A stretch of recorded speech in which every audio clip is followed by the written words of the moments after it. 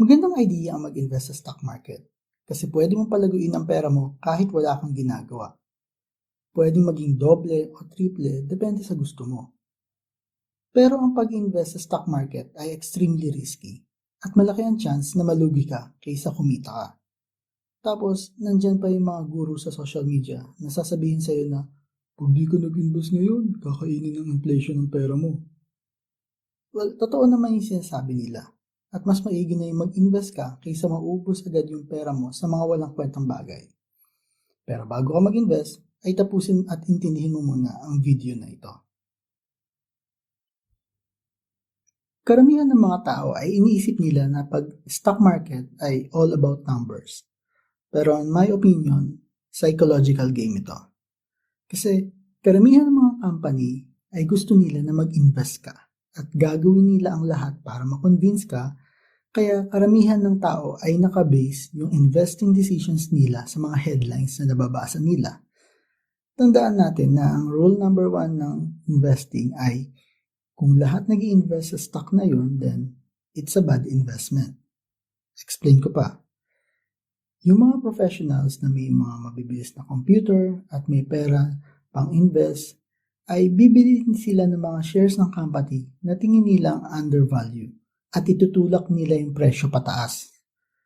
Then, once na yung presyo ng share ng company na yun ay napunta na sa headline, so yung mga newbie at average investor na katulad mo ay bibili agad. Lalo na pag nakita pa nilang tumaas uli yung presyo, iisipin nilang good investment na to. Kaya mag-i-invest pa sila sa company na yon. At habang pataas ng pataas, yung stock price ay syempre masaya ka at feeling mo to the moon ka na. Then, biglang bumaba ng konti yung stock price. Okay lang, di ka pa naman lugi. Justifiable pa. Pero bumaba pa uli. Medyo kinabahan ka na. Pero okay lang kasi intelligent investor ka, diba? At alam mo yung dapat gawin at dapat maging patient ka. Kasi gano'n naman sa investing. Pero bumaba pa more and more until maging frustrated ka at nag-sell ka na bago tuluyang maubos yung pera mo.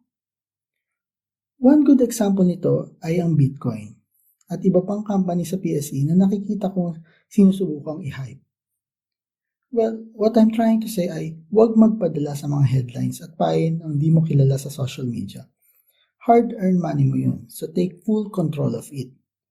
Sa halip na mag-invest ka sa mga company na sinasabi sa iyo ng mga nakikilala mo at nakikita mo lang nakapost kung saan-saan, mag-invest ka sa company na kilala mo, yung pinaniniwalaan mo, na alam mo yung core value nito. For example, sa sarili ko lang, yung JFC. Kasi bata pa lang ako, Jollibee na yan. Kaya kahit bumaba yung presyo niyan, ay hindi ako matataranta mag-sell. Lalo ko pang daragdagan yung number of shares ko kasi Jollibee yan eh. At alam ko na babalik uli yan o masikip pa sa original price niyan. Well, siguro dapat i-consider niyo palagi yung mga investing decision niyo kasi napaka-importante niyan lalo sa mga baguhan. At sana wag lang kayong makinig kung kani-kanino o kung sino man magpapayo sa inyo. At sa halip ay do your own research.